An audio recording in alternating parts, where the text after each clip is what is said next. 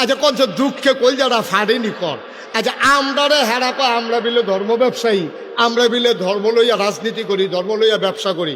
এই যে মাহবুবুর রহমান আশরাফি, উনি যে এই মাদ্রাসার প্রিন্সিপাল, আচ্ছা ওনারে যদি কয় আপনার গলা ছুরি লাগানোইব, আর না হইলে দাড়ি কামান, উনি কইব দাড়ি কামানো যাইতো না, ছুরি লাগাইলে লাগাও। আমি মুশতাক ফয়েজি, আমার যদি 1 কোটি টাকার প্রস্তাব দেয়, 100 কোটি টাকার প্রস্তাব দেয় যে 100 কোটি টাকা দেওয়া হবে, আপনি দাড়িগুলা কামাই ফেলেন, আমার দ্বারা কি সম্ভব? কথা কথা সম্ভব? তাহলে যেই মানুষগুলো কোটি টাকার কাছে হার মানে না, যেই মানুষগুলো গলায় বুকে বন্দুক ধরলে তার ইসলাম থেকে দূরে সরে যেতে চায় না, তারা হয়ে গেছে ধর্ম ব্যবসায়ী।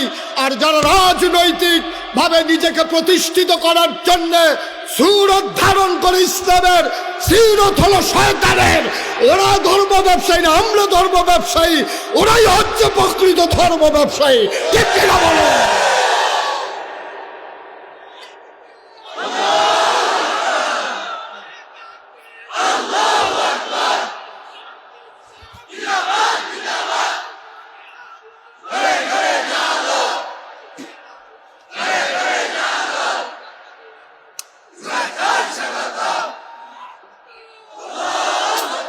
সবাই পড়ে না আমিন, জুড়ে পড়ে না আমিন। তাহলে রেজাল্ট কি দাঁড়ালো? রেজাল্ট দাঁড়ালো আল্লাহ তাবারক ওয়া তাআলা ১৫০০ বছর আগেই জানতেন এই কারবার যে হবে। তোমরা সুরত ধরবা একরকম, সিরত নেবা আরেক রকম। এজন্য আল্লাহ বলছেন ওয়ালা তুতিল কাফিরিন ওয়াল মুনাফিকিন, কাফের মুনাফিকদের অনুসরণ অনুকরণ করা যাবে না, যাবে না, যাবে না। ঠিক কিনা কও? এই পথে আমরা যেদিন এসেছি, যেদিন আল্লাহকে আল্লাহ বলে মেনে নিয়েছি, নবীকে নবী বলে মেনে নিয়েছি, যেদিন বিশ্বাস করেছি এই জীবন থেকে একদিন হারিয়ে যাওয়া লাগবে, আর ওই জীবনটা শুধু যেমন তেমন জীবন না, সেখানেই হবে আসল ফায়সালা। সেই দিন থেকে দৃঢ় মনোবল নিয়ে, অটল পাহাড়ের মতো অবিচল আস্থা নিয়ে আমরা বিশ্বাস রেখে এগিয়ে যাচ্ছি। এই পথে চলতে গেলে এ পথ কখনো কুসুমাস্তীর্ণ নয়, এ পথ কণ্টকাকীর্ণ। এ পথে চলতে গেলে কাটার আঘাতে রক্তাক্ত হওয়া লাগবে, রঞ্জিত হবে পিচ ডালা পথ। এরা জেনে জেনেই আমরা এ পথে এসেছি। আমরা জানি এ পথে আসতে গেলে মামলা হবে, হামলা হবে, জাল জুলুম নির্যাতন হবে, প্রয়োজনে জীবন দেওয়া যাবে, ঈমান দেওয়া যাবে না। রাজি আছো কিনা? হাত তুলে দেখা।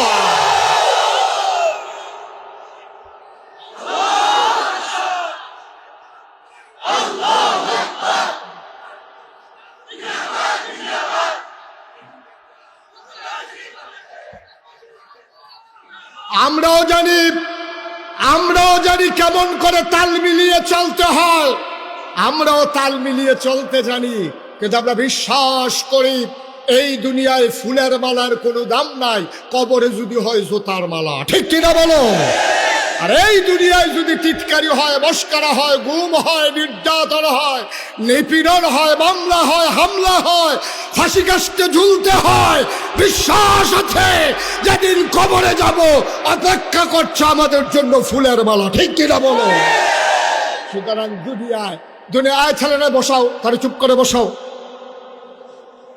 তা কায়দা ভাইয়া লাইছে বালা। সবাই কনা আমিন, জোরে কনা আমিন।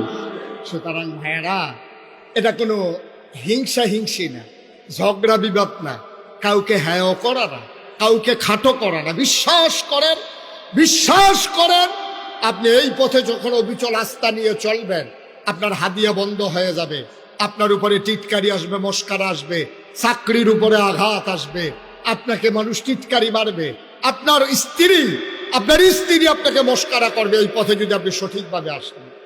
আজকে নতুন করে আসেন, দেখবেন আপনার স্ত্রী আপনাকে টিটকারি করে মস্কারা করবে। আপনি দাড়ি রাখেন না, দাড়ি রাখছেন, আপনার স্ত্রী দাড়ির পক্ষে না, দেখবেন আপনার কি আগুন যাইতে আছে ঘরের ভিতরে। আপনি টের পাইছে, যার ঘরে এই আগুন সে টের পাইছে। আপনি হাতে জি কইও লাভ নাই, না কইও লাভ নাই, যার ঘরে এই আগুন।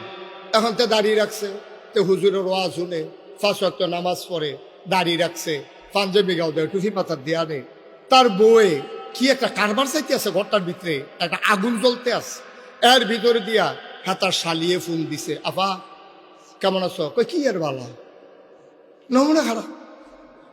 দুলাভাই কতটা দুলাভাই আছে মাইয়া তো সিল্লান দিয়া লাগছে দুলাভাইয়ের কি হয়েছে কতটা দুলাভাই হুজুর না দুলাভাই বলে হুজুর হয়ে গেছে গা দাড়ি রাখলো গেলে টুফি মাথার দিল গেলে দুলাভাই এখন হুজুর হয়ে গেছে গা তাই দুলাভাইয়ে নাই নাউজুবিল্লাহ কইতেন না জোরে বলবেন না নাউজুবিল্লাহ তাইলে বিরোধিতা করলো কয় দল এক নম্বরে যারা রাজনৈতিক নেতা, 2 নম্বরে যারা ছিল পুঁজিপতি টাকাওয়ালা।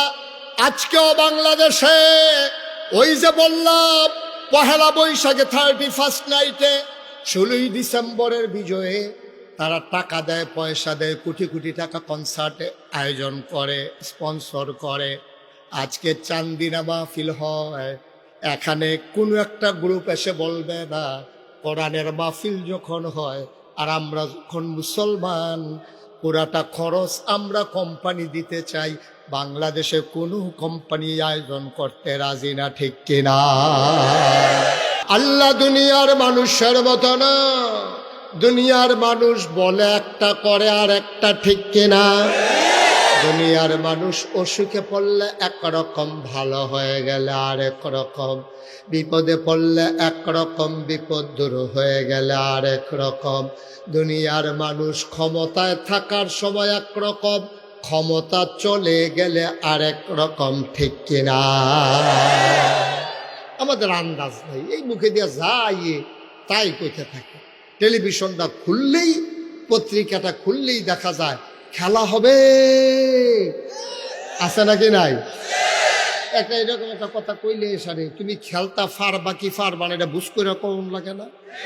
হ্যাঁ গে ওপেন হার্ট সার্জারি ওই জন্য দুইজনে দইরা খেলা করান লাগে, হ্যাঁ তো কয় খেলা হবে, খেলতে পারে, হ্যাঁ খেলতে পারে।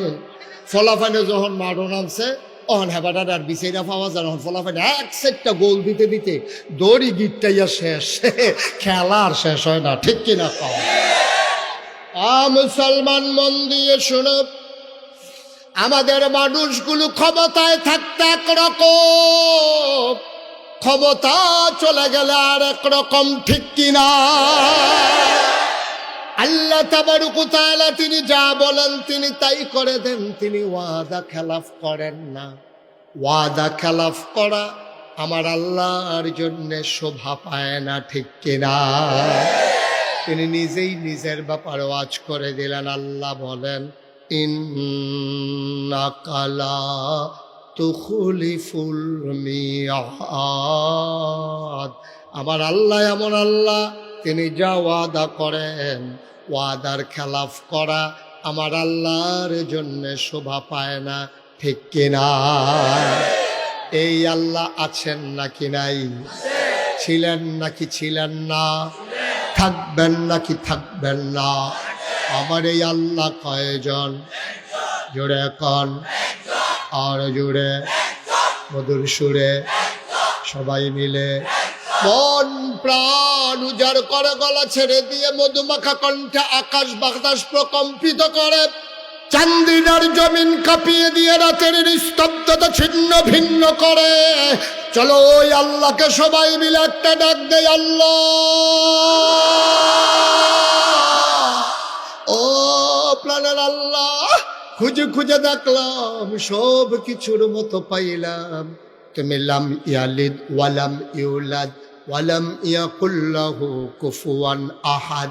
তিনি কারো থেকে জন্ম নেন নাই, কাউকে জন্ম দেন নাই। বন্ধু, দুনিয়ায় পীরের মতো পীর হয়, নেতার মতো নেতা হয়, মন্ত্রীর মতো মন্ত্রী হয়, আমার আল্লাহর কি মতো হয়? ওয়ালাম ইয়াকুল লাহু কুফুয়ান আহাদ। তার মতো নাই, তার লয় নাই, তার ক্ষয় নাই, তার শুরু নাই, তার শেষ নাই, তার আদি নাই, তার অন্ত নাই, তার দিগন্ত নাই, তার ডেস্ট্রয় নাই। তিনি ছিলেন, তিনি আছেন, তিনি থাকবেন, তিনি কয়জন? চলো সবাই মিলে আবারও সবাই মধুমাখা কণ্ঠে জানিয়ে দেই লা ইলাহা লা ইলাহা, জোরে জোরে লা ইলাহা, আর জোরে লা ইলাহা মধুর সুরে লা ইলাহা মাশাআল্লাহ লা ইলাহা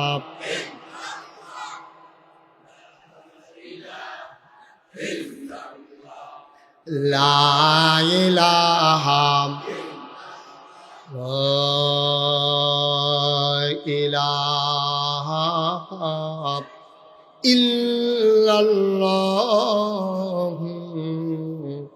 মুহাম্মাদুর রাসূল সাল্লাল্লাহু আলাইহি ওয়াসাল্লাম। সবাই পড়েন আলহামদুলিল্লাহ।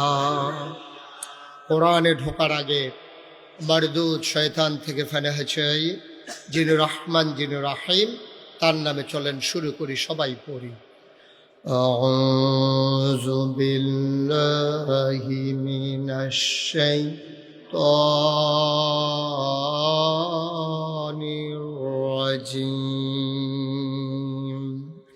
বিসমিল্লাহির রাহমানির রাহিম।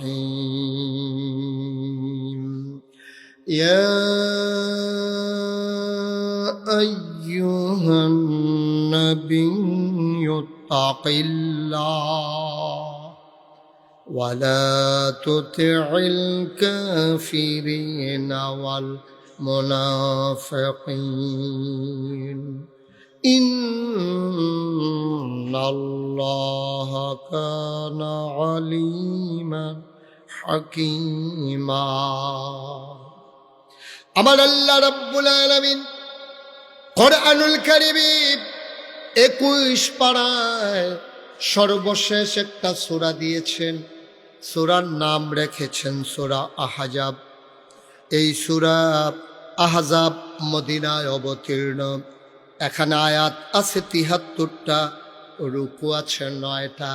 বলেন সুবহানাল্লাহ। আয়াত কত? সবাই মুখস্থ করে ফেলতে হবে। আয়াত কত? রুকু। সূরা কি মাক্কি না মাদানি? মাদানি সূরা। সূরার ভিতরে ৭৩টা আয়াত, ৯টা রুকু। আল্লাহ বলছে ইয়া আইয়ুহান নবী, হে নবী। আল্লাহ নবীকে ডাকলেন, বললেন হে নবী।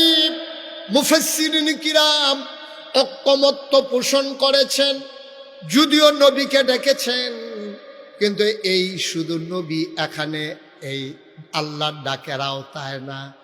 এখানে নবীর যত উম্মত, যত দুনিয়ার মানুষ, কিয়ামত পর্যন্ত যারা আসবে, কোরআনের প্রতিটি আয়াত, প্রতিটি বাণী, যেটা আমাদের জন্য হচ্ছে শিক্ষা। এই কোরআন হচ্ছে আমার তোমার জীবন বিধান, পথ চলার পথেও। যদিও ডেকেছেন ইয়া আইয়ুহান নবী, হে নবী, ডাকের ভেতরে আমরাও যেন পড়ে গেছি। বলেন আলহামদুলিল্লাহ। আল্লাহ বললেন ইয়া আইয়ুহান নবী, হে নবী, ইত্তাকিল্লাহ, আপনি ভয় পাবেন শুধুমাত্র, কেবলমাত্র, একমাত্র আল্লাহকে। সুবহানাল্লাহ বলবেন না? ভয় পাবেন কাকে? কথা কারা ভয় পাবেন কাকে? এই কথা ডাকে ডেকে ডেকে আল্লাহ বলতেছেন নবীকে, নবী আপনার কাছে অনেক কিছু আসবে, আপনার বিরুদ্ধে টিটকারি হবে, মস্কারা হবে, আপনার বিরুদ্ধে মামলা হবে, হামলা হবে, জেলখানায় থাকা লাগবে, আপনারে মানুষগুলো মস্কারা করবে, আপনার মৃত্যুর জন্য তারা ফাঁদ পাতবে, আপনাকে অযথা তারা হয়রানি করবে, আপনার কথাগুলো নিয়ে তারা ট্রল করবে, তারা টিকটক করবে, আপনার কথাগুলো নিয়ে তারা তামাশা করবে, মস্কারা করবে, আপনাকে ভয় দেখাতে চাইবে নানানভাবে, নানান শ্রেণী। ইত্তাকিল্লাহ, আপনি মনে রাখবেন আমি আল্লাহ আপনাকে বলছি, আপনি কাউকে, ওই প্রশাসন বলেন, ওই যান্ত্রিক এই আপনার যারা ক্ষমতার মসনদে আছে ওরা বলেন, প্রশাসন বলেন, র্যাব, গোয়েন্দা, কর্মকর্তা, কর্মচারী, যত ধরনের প্রভাবশালী, ক্ষমতাশালী, এলাকার সর্দার, পুঁজিপতি, রাষ্ট্রপতি, যারাই যেখানে ক্ষমতাসীন থাকুক, আপনি মনে রাখবেন কাউকে আপনি ভয় করবেন না। কুছ পারোয়া নেহি, আপনি ভয় করবেন শুধুমাত্র, কেবলমাত্র, একমাত্র আমার আল্লাহকে। ঠিক কিনা বলেন? মুসলমান, কাউকে ভয় করা যাবে না। ভয় করলে ঈমান নিয়ে কবরে যাওয়া যাবে না। আজকে যদি আমি এখন সুদের বিরুদ্ধে কথা বলি, এই এলাকায় যারা সুদখোর ওরা বলবে হুজুরকে একটা ওয়াজে পারে আর পারে না। আমি পারলেই কি আর না পারলেই কি, আমি যে এত বলতে আছি তারপরও তো আপনি ছাড়েন না। সুদখোর আমার ওয়াজে সন্তুষ্ট হবে না, এইটাই স্বাভাবিক, ঠিক কিনা? এমনকি তারা গুপ্ত হত্যার পরিকল্পনাও করতে পারে, এমনকি তারা আক্রমণ করতে পারে, নানানভাবে বেইজ্জতি করতে পারে, মাহফিলেরও এখন একটা সিল্লান দিতে পারে যে যেহেতু সুদের বিরুদ্ধে ওয়াজ হয়েছে, ওয়াজ তো আমার উফরাইয়া পড়তে আছে, একটা সিল্লান দে। তো সিল্লান দিলে সকলে দৌড় দিব, মাহফিল শেষ, তে বাচ্চা গেছে, তার তো চৈতন্যতা। মুসলমান, কেন আল্লাহ এই কথা নবীকে বললেন যে কাউকে ভয় পাবেন না? নবী কি কাউকে ভয় পায় নাকি? কথা বলা লাগলো কেন? কারণ হলো নবী যখন দ্বীনের দাওয়াত দেওয়া শুরু করলেন, তিন দল মানুষ নবীর বিরুদ্ধে একেবারে খড়গহস্ত। তিন দল মানুষ নবীকে নানানভাবে নানান প্রস্তাব দিয়া থামিয়ে দিতে চেয়েছে, মৃত্যুর হুমকি দিয়েছে, মেরে ফেলবে ঘোষণা দিয়েছে, যেন কোনোভাবেই নবী ভয় না পায়। আল্লাহ তাবারক ওয়া তাআলা নবীর মনে বিশ্বাস জাগিয়ে দিচ্ছেন, ওয়ালা তুতিল কাফিরিনা ওয়াল মুনাফিকিন, ভয় তো পাবেনই না মুনাফিক কাফের যারা, তাদের অনুসরণ অনুকরণ করাও যাবে না, ঠিক কিনা? আপনি বলতে গেলেই সমস্যা, আপনি বলতে গেলেই সমস্যা, আপনি চুপ থাকেন, এটা অনেক ভালো। আর এমন কাজ করেন যেটাতে কোনো সমস্যা নেই। নবী যখন বললেন সাফা পাহাড়ের পাদদেশে, নবীজি যখন বললেন, ও দেশবাসী, আমার গোষ্ঠীর মানুষেরা, আমার রক্তের অংশরা, আমার যারা এলাকাবাসী, দেশবাসী, তোমরা আমাকে বলো আল আমিন, তোমরা আমাকে বলো সাদেক, আমি বিশ্বাসী, আমি সত্যবাদী। এই কথাগুলো তোমরা যখন ঘোষণা দাও, আবার আমি তোমাদেরকে যদি বলি কুলু লা ইলাহা ইল্লাল্লাহ, তোমরা সবাই পড়ো লা ইলাহা ইল্লাল্লাহ। ভাই, বুঝার জন্য বলতেছি, খরগোশের মতো কান খাড়া করে, মাছের মতো নিষ্পলক নয়নে দয়া করে একটু শুনুন, একটু বুঝুন। আমি যদি এই যে আল্লাহর নবী বলছেন পড়ো লা ইলাহা, কথা বলুন লা ইলাহা ইল্লাল্লাহ, এই কথা বলার সাথে সাথে আপনার সবাই বলতে হবে, সব কাফেররা মক্কায় যারা ছিল তারা কি খুশি না বেজার? কথা কোন, খুশি না বেজার? সংখ্যা একেবারে মাইনরিটি, সামান্য কিছু লোক খুশি হয়েছে, যারা দিন নিজের জীবনে গ্রহণ করেছে। ওরা ছাড়া মাইনরিটি যারা, মেজরিটি যারা, মাইনরিটি একটা সংখ্যা, সামান্য কয়েকজন, তারা খুশি হয়েছে। আর বাকি সবাই মিলে টিটকারি মস্কারা, ও এতদিনের ঘুমর বাড়িছে, ফাগরি বেন দাঁড়ে তাইনে মনে হয় যেন কত্তরা মুসল্লি, এতক্ষণে তাইনে খাইছে ধরা। আমরা তো এতদিন বুঝছি না এই বাপ ধরে সেটা উনি কি করতে আছে। এখন আমাদের বাপ দাদার ধর্মের মুখে চুনকালি মাখাইতে আছে, 360 দেবদেবীর বিরুদ্ধে কথা কয়, লা ইলাহা ইল্লাল্লাহ, আল্লাহ সারা বিলে কোনো ইলাহা নাই, মাহবুদ নাই, মাশুক নাই, মাউজুদ নাই, মাকসুদ নাই, রাহমান নাই, রাহিম নাই, তিনি ওয়াদুদ নাই, রাজ্জাক নাই, কেউ বলে নাই, শুধু একমাত্র আল্লাহ। এটা সরাসরি আমাদের বিরুদ্ধে যুদ্ধ ঘোষণা। এতক্ষণে ওনার ভালো বের হয়েছে। ভাই, সত্যি কথা মনে রাখেন, ওই ময়দানটার ভিতরে সামান্য কয়েকজন লোক ছাড়া একজনও নবীকে সমর্থন করে নাই। সবাই টিটকারি মেরেছে, মস্কারা মেরেছে, মারতে ধরেছে। আবু জেহেল তো বারবার রুক্ষা যায়, নবীজিরও ঘুষি দিব, কয়েকবার গেছে, তো আবার কয়েকজনে ধৈর্য রাখে। তো ঝগড়ার সময় আমরা দেশেও দেখছি লাগলে ধৈর্য রাখে, আমি তো ধৈর্যেন না। দুইজনে যদি লাইন গেলায় প্রথমে ধৈর্যেন না, প্রথমে সাইডা দিয়ে দুইজনে দুইটা খাইয়া বুঝো ঘুষি কারে কয়, এরপরে ধাক্কাইও দেখবেন ফাটাইতেন না। এই যখন টান দিয়া ধরে তার রেস্কো বাড়ে, তাই লাগনের লেগিয়া আরো শরীরের ভিতরে রেস্কো আইয়ে, এরপরে যদি আর ধরুন্যাটা যদি বেরিয়েই তো হয়, তে মনে হয় যেন দুনিয়াটা তামা করে লাগবো। একটা খাইয়াইলে তার কন্যাইও আর ফাটাইতেন না। তো এই আবু জেহেল করছে কি, নবীজিরা বারবার মারতে যায় আর সবাই মিলে ধরে রাখছে। আবার আবু জেহেল আবার ভয়ও পায় যে এখন যদি আমি নবীজির গায়ে আঘাত করি, নবীর চাচা আমির হামজা, নবীর চাচা আবু তালেব, নবীর চাচা আবু লাহাব, নবীর বংশ বনু হাসিম গোত্রের লোকেরা সবাই যারা আছে, আমি মোহাম্মদরা একটা ঘুষি দিলে যদি হগলে ফিরাইয়া একটা করে দেয়, তা আমি দেন একটা ভাগে পড়ে কয়টা? একটার জায়গা তো আর একটা থাকে না, অনেকগুলো তো পড়ে যায়। এইটা আবার ডরা। নবীর চাচা আবু লাহাব একেবারে পাথর নিয়ে হাতে ঢিল মেরেছে এবং জঘন্য একটা গালিও দিছে, বলছে ইয়া মোহাম্মদ তাব্বালাক, ও মোহাম্মদ তোমার ধ্বংস হোক। নাউজুবিল্লাহ বলবেন না? জোরে বলবেন না নাউজুবিল্লাহ? এবার আপনারা রায় দিবেন, ১,৫০০ বছর আগে যারা নবীকে গালি দিল, মারতে গেল, পাথর মারলো, আজকে ১,৫০০ পরে এই ২০২৫ সালে ১২ই জানুয়ারি এবার আপনারা রায় দিবেন, নবী কি খারাপ মানুষ ছিলেন? নবী কি সন্ত্রাসী ছিলেন? নবী কি বাসের ভিতরে আগুন দিছিলেন? নবী কি ক্ষমতা দখল করতে চাইছিলেন? চান্দিনা বাজারে ভিড় দখল দিছিলেন? তাহলে নবীরে মারতে গেল কেন? কারণটা কি? একটাই তখন শুধু কারণ ঘটেছে, নবী বলেছেন তোমরা পড়ো লা ইলাহা। আচ্ছা, তাইলে এই কথা বলার কারণে নবীরে তারা মারতে ধরে, গালি দেয়, ধ্বংস করতে চায়। আমি মুশতাক ফয়েজি, নাগাইশের পীর সাহেব, আমি যদি এখন জিকির শুরু করি আর ফজল পর্যন্ত লা ইলাহা ইল্লাল্লাহ জিকির করি, সব মানুষ বিরোধিতা করবে দূরের কথা, সবাই এসে আমার এই দেশি মুরগির ডিম সিদ্ধ করে নিয়ে আসবে, মুরগার চাউ ছোট্ট করে বোনা করে সিডারুডি দিয়া, যে হুজুরে অনেকক্ষণ ধরে জিকির করতে আসে, বিদেশি কম্বলটা, ফুতের টেহারা, গাছের লাউডা, মাছের মাথাটা, গরুর কলজাড়া সব আইনা নাগাইশের হুজুরের রুমের চতুর্দিক দিয়া, জিকিরের চতুর্পাশ দিয়া এরকম হাদিয়া তোহফা আসতে আছে। আর এলাকার সবাই কইতে আছে, এই হুজুর যে জিকির করে, মনে হয় মাছে জিকির করে, গাছে জিকির করে, আকাশে জিকির করে, বাতাসে জিকির করে, কি সুন্দর জিকির। আমি জিকির করলে বাধা তো আসেই না, বরঞ্চ আমার হাদিয়ার অভাব হয় না।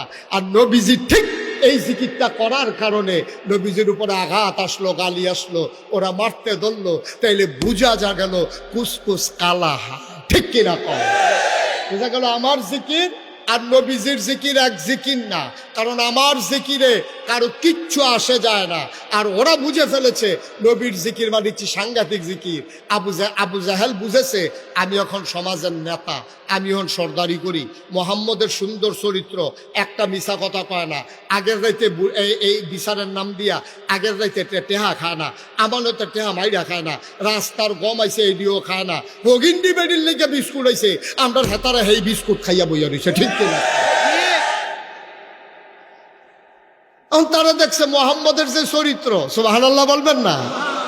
আমার নবীজির যে চরিত্র, যেই সুন্দর অনুপমা আদর্শ, কি সুন্দর তার হাসি, কি সুন্দর তার চেহারা, কি সুন্দর তার ব্যবহার, কি মজার তার এই মেহমানদারি, এই মানুষটা যদি সমাজে কায়েম হয়ে যায়, তাইলে আমি আবু জাহেলের সর্দারি এই সমাজে আর চলবে না, ঠিক কিনা কর? কথা না ঠিক কিনা কর? এটা স্বাভাবিক জিনিস, এটা স্বাভাবিক জিনিস। সব অসতের মেলার ভিতরে একজন মানুষ যখন সৎ হিসাবে প্রকাশ পায়, তখন অসৎ মানুষগুলো ডেস্ট্রয় হয়ে যায়, সততা বিজয়ী হয়ে যায়। কিন্তু আমাদের দেশে কি জানেন, অসতের এত মেলা হয়েছে, সৎ মানুষের এখনো কোনো দাম নাই, ঠিক কিনা কম? মনে করেন সব এই মাঠের ভিতরে হাজার হাজার মানুষ, আপনারা সবাই কাপড় চুপড় পরে আসছেন, এখন যদি একটা লোক একবারে উলঙ্গ হইয়া, নিচেও কিচ্ছু নাই, উফরেও কিচ্ছু নাই, একবার উলঙ্গ এই মাঠের মাঝখানে আইয়া যদি দাঁড়ায়, তা আপনারা সবাই মিল্লা উনার থেকে আরম্ভ করিয়া আমি, মাহবুবুর রহমান আশরাফি ভাই, প্রিন্সিপাল হুজুর, আমরা এখানে যারা আছি সবাই কি বলবো? সবাই বলবো একটা অসভ্য কইতাইয়া মাই দেখে রইছে, তার শৈলকটা কাপড় চুপড় নাই, তারে কইব কি কইব না? কথা কইব কি না কন? কারণ যেহেতু আমরা সবাই কাপড় পরে রাখছি, এখন একটা উলঙ্গ মানুষ আসলে সে হবে অসভ্য। কিন্তু সবাই যদি আমরা উলঙ্গ হইতাম, একটা মানুষের গাওয়ারও, এই নাগেশের ফিরসাব থেকে আরম্ভ করিয়া মনে করেন কারো গায়ে এক টুকরা কাপড়ও নাই, এর ভিতরে যদি দিয়ে একজন লোক কাপড় পরে আইয়ে, আমরা সবাই মিললে তারে কি কয়া? অসভ্য না, প্রত্যেকটা টানা তুনা ফেসে বাড়াতে টানা তুনা ফেসে ইয়া হেন বইছে। এখন এই জাহিলিয়াতের জমানায় কারবার হয়েছে এইটা। সব অসভ্যের মেলার ভিতরে একজন সভ্য নবী, তাকে তারা গ্রহণ করতে পারে নাই, সবাই মিলে তারা মারতে গেল, ঠিক কিনা কন? মুসলমান মন দিয়ে শুরু, নবী দাওয়াত দেওয়ার সাথে সাথে তিন দল মানুষ নবীর বিরোধিতা শুরু করে দিল। একদল হলো তৎকালীন সমাজের সমাজপতি যারা, তৎকালীন সমাজের নেতা যারা, এক নম্বরে ওরা বিরোধিতা করলো। কারণ হলো ওরা জানে আমার নবীর শাসন যদি, আল্লাহর শাসন যদি কায়েম হয়ে যায়, সৎ লোকের শাসন যদি কায়েম হয়ে যায়, আর এই জমিনে যদি আল্লাহর আইন বাস্তবায়ন হয়ে যায় তাইলে আবু জাহাল, আবু লাহাব, উতবা, সাইবা কারোর পাত্তা থাকবে না, ঠিক কিনা? এই জন্য 1 নম্বরে দাঁড়ালো ওরা যারা তৎকালীন সমাজের নেতা ছিল। 2 নম্বরে বিরোধিতা করলো কারা? যারা টাকাওয়ালা, কোটি কোটি টাকার মালিক ছিল। তারা বুঝে ফেলেছে যদি দিন কায়েম হয়ে যায়, শতকরা 2.5 টাকা হারে কেউ ইচ্ছা করে জাকাত দিলে দেবে, নাইলে তার থেকে জাকাত আদায় করা হবে। সুতরাং সে বুঝে ফেলছে এত মেহনতের টাকা ইসলামের নাম দিয়ে আবার কাছ থেকে নিয়ে যাওয়া হবে। এই জন্য তৎকালীন পুঁজিপতি টাকাওয়ালা যারা, তারা ঘোষণা দিয়ে দিল, টাকা নাও, ইসলাম থামা। ঠিক কিনা কন? এখনো একটু কথা কয়েন, আপনি কিন্তু 2-3 বার কথা কইছেন, আমি দেখছি। একটা শব্দও করেন না, বিরক্ত করেন। আমার সময় আমি পাবো কম, এটার ভিতরে দিয়ে আপনারা ফেরিঘাটের তারার মতো কাম করলে কারবার হইব। কথা তো একটা মনে পড়ছে, এটা কি কইলে তা? আমি না একবার ওয়াজও গেলাম মাওয়ার হেইফারো, পদ্মা নদীর হেইফারো বাবা। তো আমারে যখন দাওয়াত দিছে পরে আমার যারা বন্ধু বান্ধব অনেকে কয়, হুজুর এটাকে আপনি নতুন না আরো আগে গেছে? আমি আবার প্রথম যাইতে আসি। তখন কিন্তু আপনার ওই পদ্মা সেতু চালু হয়েছে না, তখন ওই লঞ্চে ফালন লাগে অথবা স্প্রিড বুডে ফালন লাগে। তো এইটান্ডি কয় যে সাংঘাতিক বিষয়, হ্যাঁ ন কইলাম আপনারা দেখবেন হোটেলওয়ালারই সবচেয়ে বাটফাট। আমি কই কি রহ? কয় খানাফা তো বোয়াই দিয়া ওকে সাইডা টাইডা মজা করে খানা দিয়া, যখন মাইতফাতো গিয়া সারবেন খাওয়া অর্ধেক হয়েছে, আটকে একটা ইয়া কইব লঞ্চ ছাইডা দিতে আছে। তারপরে তো হালাই দিয়া যাবেন, হেঁটে বইয়া বইয়া খাইতে আছে। আমি কই যাও, কইয়া দিচ্ছেন ভালো হয়েছে, তাইলে আমিও যাইতে বুদ্ধি করে যাই। তা আমি যখন গেছি পরে আমারে যেমনি হ্যাঁ ডাকারাই করে মনে যেন ফ্রি খাওয়ায়, ভিতরে আসেন সেটা ডাইল ভাত খান, কোনো সমস্যা নাই, মনে হয় যেন হয়তো দাওয়াত খাওয়াইতে আছে আমারে। তো এরকম ডাইকা ডুইকা নিয়ে বয়াইছে। ম্যানেজারটা আমার দেখা কি চিনছে না চিনছে কইতে পারতাম না, তখন আমার তো পরিচিত নাই, কারণ ওই ইয়ার পরে না আমার চিনারা একটু বাড়ছে। হ্যাঁ, ওই ইয়ারা যে কইসলাম যে হে ইয়ারার পরে না, ইয়াটা কন যেত না, তোমরা যত কথা কেউ ইয়াটা আর কন যেত না। হয় এমনি বড় বিপদে আছি, চিন্তা করছি একটা বুর্গা কিনা লাম। তোমরা যা শুরু করছো, আমি সাংঘাতিক বিপদে আছি। মার হাবা কয় না রে মালিকাই আসেন আমারে কয়, হুজুর আমি নিজে রাতে মাছের মাথাটা ধুইছি, এটা আপনি খান, ইলিশ মাছের মাথা সবচেয়ে বড় মাথা, আপনি মজা করে খান। তা আমি তো জানি যে এটা কারবার কি করে। তা আমিও মাছ লই যাবো, দেন না অসুবিধা নাই, সুবিধা হইলে দেন। তা মাছ টাছ দিয়া সারছে, মাছের মাথা, এটা তো কাটা বেশি, ইলিশ মাছের মাথা একটু খাইয়া সারছি। পরে একটা দৌড় দিয়ে আইয়া সেটা কয়, হুজুর লঞ্চ ছাইরা দিতে আছে। আমি কই তৈলে খানা দিয়ে একটা প্যাকেটও করে দিই। আমি এই লঞ্চ বইয়া বইয়া খায়াম।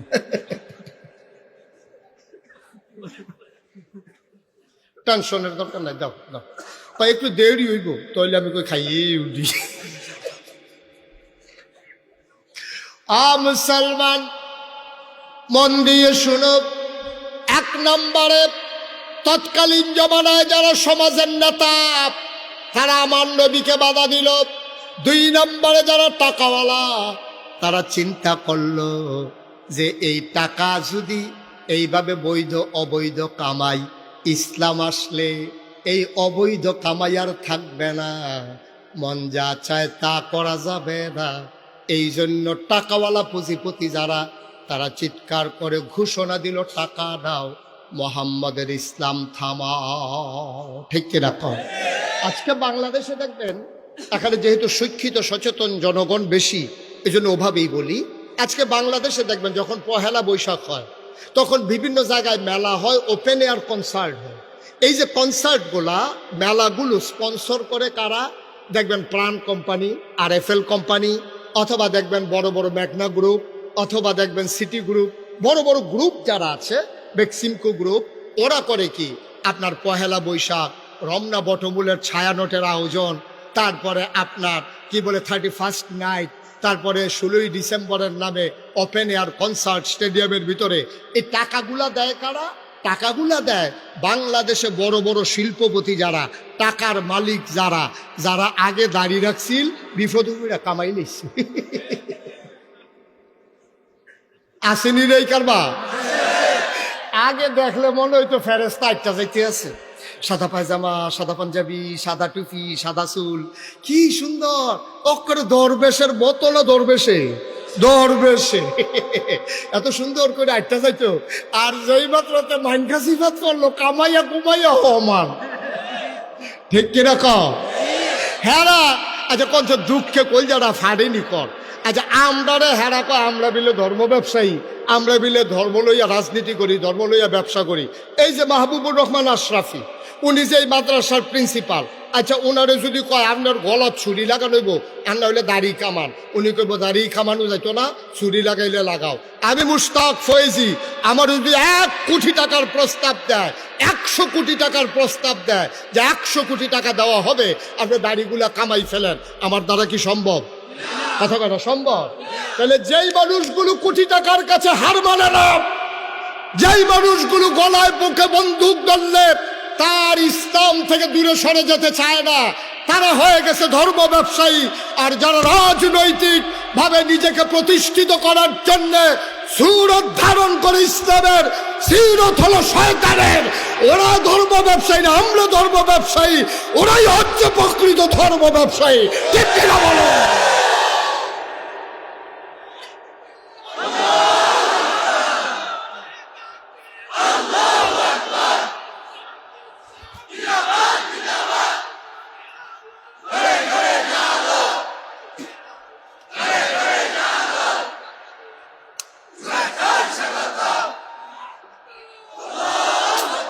সবাই পড়ে না আমিন, জুড়ে পড়ে না আমিন।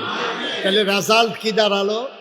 রেজাল্ট দাঁড়ালো আল্লাহ তাবারক ওয়া তাআলা ১৫০০ বছর আগেই জানতেন এই কারবার যে হবে।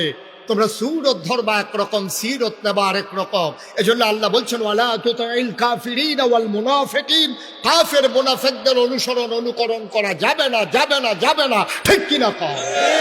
এই পথে আমরা যেদিন এসেছি, যেদিন আল্লাহকে আল্লাহ বলে মেনে নিয়েছি, নবীকে নবী বলে মেনে নিয়েছি, যেদিন বিশ্বাস করেছি এই জীবন থেকে একদিন হারিয়ে যাওয়া লাগবে, আর ওই জীবনটা শুধু যেমন তেমন জীবন না, সেখানেই হবে আসল ফায়সালা। সেই দিন থেকে দৃঢ় মনোবল নিয়ে, অটল পাহাড়ের মতো অবিচল আস্থা নিয়ে আমরা বিশ্বাস রেখে এগিয়ে যাচ্ছি। এই পথে চলতে গেলে এ পথ কখনো কুসুমাস্তীর্ণ নয়, এ পথ কণ্টকাকীর্ণ। এ পথে চলতে গেলে কাটার আঘাতে রক্তাক্ত হওয়া লাগবে, রঞ্জিত হবে পিচ ডালা পথ। এটা জেনে জেনেই আমরা এ পথে এসেছি। আমরা জানি এ পথে আসতে গেলে মামলা হবে, হামলা হবে, জাল জুলুম নির্যাতন হবে, প্রয়োজনে জীবন দেওয়া যাবে, ঈমান দেওয়া যাবে না। রাজি আছো কিনা? হাত তুলে দেখা।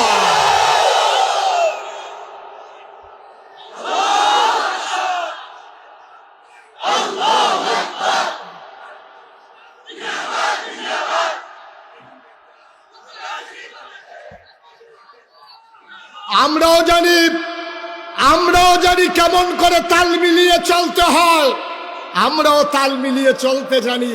কিন্তু আমরা বিশ্বাস করি এই দুনিয়ায় ফুলের মালার কোনো দাম নাই, কবরে যদি হয় জোতার মালা। ঠিক কিনা বলো?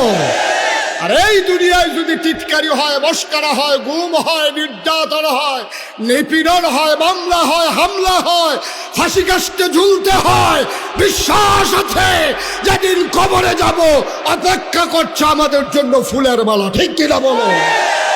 সুতরাং দুনিয়ায় ছেলেরা বসাও, তারা চুপ করে বসাও, তা কায়দা ভাইয়া লাইছে বালা। সবাই কনা আমিন, জোরে কনা আমিন।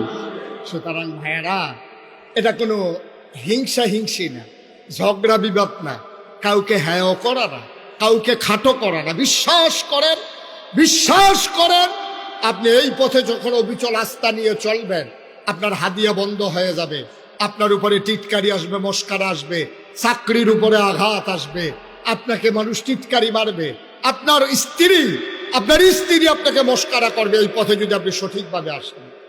আজকে নতুন করে আসেন, দেখবেন আপনার স্ত্রী আপনাকে টিটকারি করে মস্কারা করবে। আপনি দাড়ি রাখেন না, দাড়ি রাখছেন, আপনার স্ত্রী দাড়ির পক্ষে না, দেখবেন আপনার কি আগুন যাইতে আছে ঘরের ভিতরে। আপনি টের পাইছে, যার ঘরে এই আগুন সে টের পাইছে। আপনি হাতে জি কইও লাভ নাই, না কইও লাভ নাই, যার ঘরে এই আগুন। এখন তো দাড়ি রাখছে, তো হুজুরের ওয়াজ শুনে, 5 ওয়াক্ত নামাজ পড়ে, দাড়ি রাখছে, পাঞ্জাবি গাও দেয়, টুপি পাতার দেয়া নেই। তার বউয়ে কি একটা কারবার চাইতে আছে, ঘরটার ভিতরে একটা আগুন জ্বলতে আছে, এর ভিতরে দিয়া হাতার শালিয়ে ফুল দিছে। আফা কেমন আছো? কই কি এর বালা, নমুনা খারাপ। দুলাভাই কতটা দুলাভাই আছে, ভাইয়া তো সিল্লান দিয়া লাগছে, দুলাভাইয়ের কি তো হয়েছে? কতটা দুলাভাই হুজুর না দুলাভাই বলে হুজুর হয়ে গেছে গা, দাড়ি রাখলো কেড়ে, টুপি মাথার দিল কেড়ে, দুলাভাই এখন হুজুর হয়ে গেছে গা, তাই দুলাভাইয়া নাই। নাউজুবিল্লাহ কইতেন না, জোরে বলবেন না নাউজুবিল্লাহ। তাইলে বিরোধিতা করলো কয় দল? 1 নম্বরে যারা রাজনৈতিক নেতা, 2 নম্বরে যারা ছিল পুঁজিপতি টাকাওয়ালা। আজকেও বাংলাদেশে ওই যে বললাম পহেলা বৈশাখে 31st নাইটে 16ই ডিসেম্বরের বিজয়ে তারা টাকা দেয়, পয়সা দেয়, কোটি কোটি টাকা কনসার্টে আয়োজন করে, স্পন্সর করে। আজকে চান্দিনা মাহফিল হয়, এখানে কোনো একটা গ্রুপ এসে বলবে না কোরআনের মাহফিল যখন হয় আর আমরা যখন মুসলমান, পুরাটা খরচ আমরা কোম্পানি দিতে চাই, বাংলাদেশে কোনো কোম্পানি আয়োজন করতে রাজি না, ঠিক কিনা? ওরা বেহায়াপনা ছড়ানোর জন্য ওদের টাকা ইনভেস্ট করে, ওরা ইসলামকে ধ্বংস করার জন্যে তারা টাকা ইনভেস্ট করে, যুবক যুবতীর মাঝে অবাধ বিচরণ ছড়িয়ে দেওয়ার জন্যে, বেহায়াপনা অশ্লীলতায় আমার এই যুব সমাজকে ধ্বংস করার জন্যে ওদের যত পায় তারা ইসলামকে রক্ষা করার জন্য ওদের একটা টাকাও খরচ হয় না, ঠিক কিনা বলেন? 3 নম্বর কারা বিরোধিতা করলো? আবার আপনারা চমকে উঠবেন, থমকে দাঁড়াবেন, আশ্চর্যান্বিত হয়ে যাবেন। 3 নম্বরে নবীর যারা বিরোধিতা করেছে ওরা হলো তৎকালীন ধর্মগুরু। যারা তৎকালীন সময়ে পূজা দিত, আমাদের দেশে হিন্দুদের যে পূজা দেয়, তো নিজে নিজে কিন্তু পূজা দেয় না, পূজা নিয়ে ব্রাহ্মণের কাছে কয়, ঠাকুরের কাছে কয়, পুরোহিতের কাছে কয়, ভাই আমার একটা পূজা দেওয়া লাগবে, আমার বড় বিপদে আছে, ব্যবসায় বাইর খাইছি, ফলা বিদেশ যাইব, তারে বিয়া করায়াম, ফলা বাচ্চা হইছে, আমার একটা পূজা দেওয়া লাগবে, আপনি ওর পূজাটা দিয়া দিয়েন। এই কথা বলার পরে তখন পুরোহিত কি কয়, ঠাকুর কি কয়? ঠাকুর কয় 1 ছড়ি কলা লাগবে, 5 কেজি দুধ লাগবে, একটা ধুতি লাগবে, একটা গামছা লাগবে, নতুন একটা ফাতিলা লাগবে, একটা কলস লাগবে, আর একটা খাসি ফাডা, হেরা তো ফাডা না, তো একটা পাঠা লাগবে। এই সবগুলো নিয়ে আসেন, পূজা দেওয়া হবে। খুব ঠান্ডা মাথায় চিন্তা করেন। এখন পূজা দেবে একজন হরিনাথ, হরিনাথে পূজা দিব, গেছে ঠাকুর ব্রাহ্মণের কাছে, ব্রাহ্মণ তারে কইয়া দিছে কি কি লাগবো, কলার ছড়ি লাগবো, দুধ লাগবো, ফাড়া লাগবো, খাসি, তারপরে ধুতি লাগবো, গামছা লাগবো, নতুন ফাইলা লাগবো, নতুন কলস লাগবে। আচ্ছা এবার পর মনে করেন আজকে থেকে বাংলাদেশে সব পূজা বন্ধ, ইন্ডিয়াতে সব পূজা বন্ধ, তো যারা ধর্মগুরু, যারা ঠাকুর, যারা পুরোহিত, এখন তো তার কাছে আর কেউ পূজা দিতে যায় না। তো পূজা দিতে না গেলে তার কলার ছড়িও শেষ, তার 5 কেজি দুধও শেষ, ফাড়াও শেষ, গামছাও শেষ, তার ধুতিও শেষ, তার নতুন কলসও শেষ, ফাইলাও শেষ। এবার আপনারা কোন এই বেহতার কি বাংলাদেশও আছে যে আপনি কইবেন পূজা বন্ধ আর ব্রাহ্মণ ঠাকুরেরা কইবে কোনো সমস্যা নাই, বন্ধ করে দাও? এটা মেনে নেবে না। তারা চাইবে পূজা চলুক, তাইলে আমাদের ইনকামের পথ খোলা থাকুক। বাংলাদেশও একদল আলেম নামদারি, যারা নবীর কুওয়ারিশ, নবীর প্রকৃত ওয়ারিশ নয়, যারা জীবন বাজি রেখে নবীর দিনকে আগাই নিতে চায় না, যারা মনে করে এমনি দাওয়াত টাওয়াত খাইয়া হেনতে হেনতে লইয়া সইয়া এই কেউ দোয়া করে ফার করে দিয়া এইভাবে বিভিন্ন সময়ে বিভিন্ন কাজ কইরা যারা বৈশা বৈশা খায়, শক্ত সামর্থ্য মানুষ থাকার পরেও, এলেম কালাম থাকার পরেও সে একটা গৃহস্থিও করে না, একটা অটোও চালায় না, একটা রিক্সাও চালায় না, একটা ভ্যানও চালায় না, কোনো চাকরিও করে না, কোনো ব্যবসাও করে না, কোনো কৃষিকাজও করে না। যেই মানুষটি বইয়া বইয়া খায়, তারা চিন্তা করছে ইসলাম যদি কায়েম হয়ে যায়, সবাই যদি কাজ করে খাওয়া লাগে, তাইলে তো আমার এই সবই বন্ধ। এই সবই বন্ধের জন্য তৎকালীন জমানায় একদল ধর্মগুরু যারা, তারা নবীর বিরোধিতা করেছে, ঠিক কিনা বলে? আজও এই বাংলাদেশের একদল মুসলমান নামধারী, টুপিদারি, ধ্বজাধারী, একদল পাঞ্জাবিওয়ালা মানুষ, তারা দেখা গেছে যে ইসলামের মৌলিক বিষয়ে কথা আসলে তারা নিজেদেরকে ইসলামের বিরোধিতা করা শুরু করে। এবং যখন ওই গণজাগরণ মঞ্চ হয়েছিল, শাহবাগের জমিরও যখন অশ্লীলতা বেহায়াপনা ছড়িয়ে পড়েছিল, তখন এই বাংলাদেশে আলেম নামদারি মানুষগুলোও বলেছে যে আমরা সবচেয়ে বড় পুণ্যের কাজ করেছি, এই বেহায়াপনায় যোগ দিতে পেরেছি। ঠিক কিনা? সবাই বলেন নাউজুবিল্লাহ, জোরে বলেন নাউজুবিল্লাহ। তো বইয়া বইয়া খাওয়ান গেলে মেহনত করে খায় কারা? বইয়া বইয়া খাওয়ান গেলে তো মেহনত করে খাওয়ানোর দরকার নাই। বাংলাদেশে মনে কষ্ট নেবেন না, মনে কষ্ট নেবেন না। হক্কানি পীর মাশায়েখ আছে বলে এখনো বাংলাদেশে মুসলমান টিকে আছে, কিন্তু পীরালির নাম দিয়া একদল যেইভাবে ইসলামটাকে শেষ করে দিয়েছে, একদল, সবাই না, হক্কানি পীর মাশায়েখ আছেন এখনো, কিন্তু পীরালির নাম দিয়া একদল মানুষ এই হগিন্নি বেডি টেহা দেয় খায়, রিক্সাওয়ালা টেহা দেয় খায়, খালি হিকছে এইটা। এমনি আত্রা এমনি থাহে কেডা যেন এমনি ঘুরাই দিছিল, এটা আবার এমনি হইয়া যায়। ঠিক কিনা কও? কেন আপনার মতো মানুষ, আমি যে মুশতাক ফয়েজি, আমিও তো ফিরসাব, আমি মানলো তো, আমি মাটি কাটলেও তো ডেলি 500 টাকা পাই। আমি যদি মাটিও কাটি আমার ডেলি 500 টাকা রুজ দেওয়ান লাগবো। আমি অটো চালাইলেও 1000 টাকা কামাই করতাম পারাম, আমি সিএনজি চালাইলে আমি 1500 টাকা কামাই করতে পারবো। কিন্তু বাংলাদেশে এমন অনেক পীর আছে, 1-2 জন না, শত শত আছে, কোনো কাজ নাই, কোনো কাজ নাই, অর্ধাঙ্গ বিকলাঙ্গ না, পরিপূর্ণ সুস্থ মানুষ, শুধু বৈশা বৈশা খায়, মানুষ দেয় আর হ্যাঁ খায়, এইরকম আছে নাকি নাই? তারে বসান, হ্যাঁ ছেলে বসো, বসো, উডে উডে সিফা দিয়ে বয়ে থাকবে না, আছে নাকি নাই? অথচ দেখেন 1500 বছর আগে আমার নবীজি, আহারে, কেউ যদি প্রমাণ দিতে পারেন যে একদিন তিনি বসে বসে খাইছে, আবার একদিন একজন প্রমাণ দেন, একটা প্রমাণ দেন যে নবী 63 বছরের জিন্দিগিতে একদিন তিনি অসহায়ভাবে শুধু বসে বসে তিনি খাবার দাবার চেয়েছে, ওনার কি হাদিয়া ছিল না? সাহাবারা তো কলজাটা কাটতে দিয়া লাইতে চাইছে, তারা বাড়িঘর দিয়া লাইছে। একদিন আম্মাজান আয়েশার ঘরের ভিতরে একজন এই আনসার মহিলা আইসা দেখে যে নবীজির জিজ্ঞেস করছে, আম্মা, ও আম্মা, নবীজি যে ঘুমায় বিছানাটা আমাকে একটু দেখাবেন, কেমন বিছানায় তিনি ঘুমায়? গিয়া দেখে একটা চট, এক ভাঁজ করা একটা চট, এটা বিছাই রাখছে। এই চটটার উপরে হাত রাইখা মহিলারা কাঁদতেছে, আরে আমরা কত নরম বিছানায় ঘুমাই, আর নবীজির মতো মানুষ এই একটা চটের উপরে ঘুমায়। এই কথাগুলা কাঁদতেছে, বলতেছে, আম্মা, ও আম্মা, আমার ঘরে একটা তুষক আছে, উপর দিয়া চামড়া, পেছনে ভেতরে এই এই খেজুর গাছের শোভা দেওয়া, আমরা কি এটা নিয়ে আসবো? আম্মা জান আয়েশা ছোট্ট মানুষ, তিনি খুশি হয়েছেন, তিনি মনে করলেন মজাই হবে, আরাম করে শোয়া যাবে। যখন এটা আইনা দেওয়া হলো, ঈদ অবসরে নবীজি ঘরে ঢুকলেন। উনি যখন খাটের উপরে বসলেন, দেখলে একটু নরম নরম লাগতেছে। নবীজি বললেন, এইটা পাইলা কই? কয়েকজন মহিলা হাদিয়া দিয়েছে।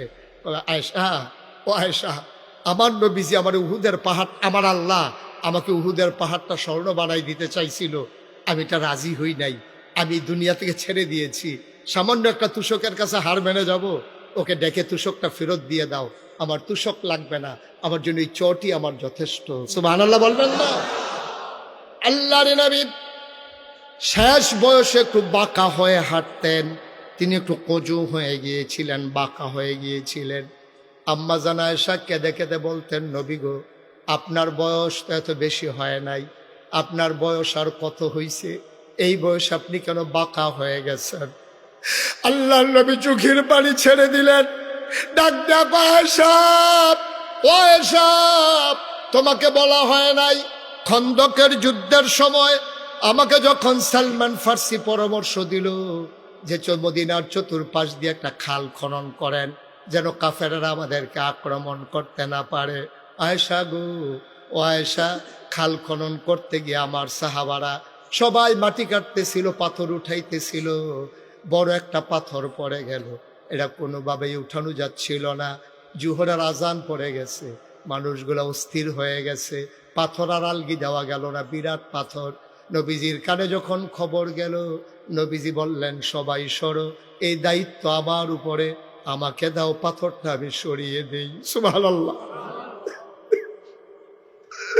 আল্লাহর নবী পাথরে ধরলেন, তিনি সবাইকে সরিয়ে দিলেন। আল্লাহর নবী পাথর ধরে যেই টান মেরেছেন, রগের ভিতরে টান পড়েছে, কোমরের ভিতরে তিনি ব্যথা পেয়ে ফেললেন। তিনি আস্তে করে সোজা হয়ে দাঁড়াতে গেলেন, একটু বাঁকা হয়ে গেলেন।